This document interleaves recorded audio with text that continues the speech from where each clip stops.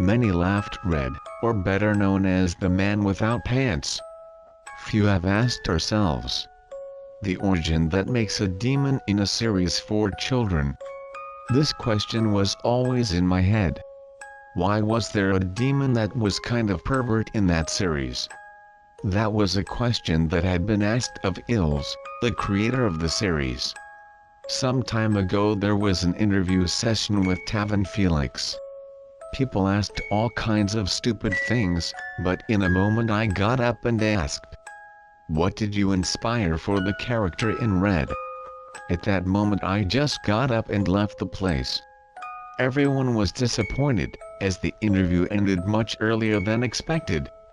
On the way to my house, a black car passed beside me. From there came a very strong man in black suit.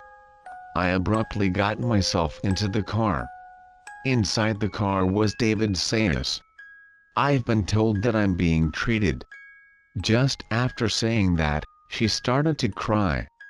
I asked him why he was crying and he said he would tell me where he came out red, but that it is possible that I did not believe him.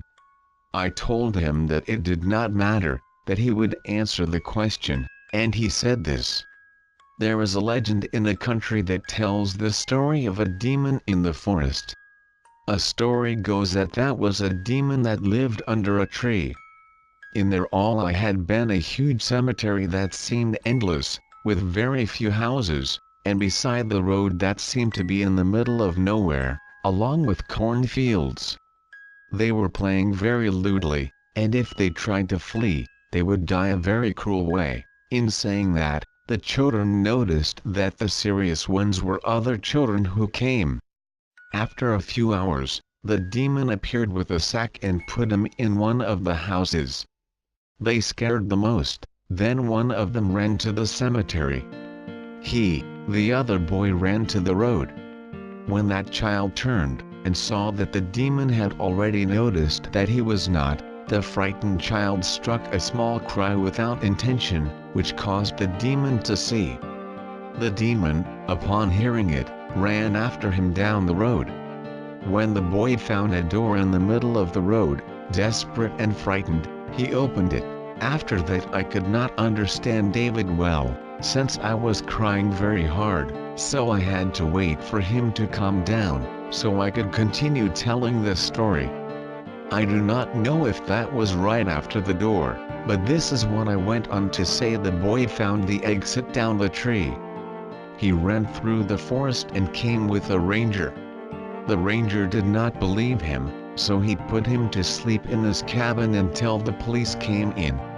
In the night, in the ranger's cabin there was an unusual noise, and on leaving to verify if it was not a bear, the ranger heard the boy's cries, ran to see his room. To his surprise, he found the boy inside a sack, and watched the demon around carrying it back. The ranger ran, but he lost it in the woods. When I returned to the cabin, I found a note that the devil wrote, with something that looked like blood, but it was a little more viscous. The letter said, "I will not hurt you, I'm my friend after all, my friends are all my friends, and all those who visit me stay with me, and I will never leave them alone again." A couple of hours later, the child was seen running in the street. When I arrived with the police, I gave them the description of the demon.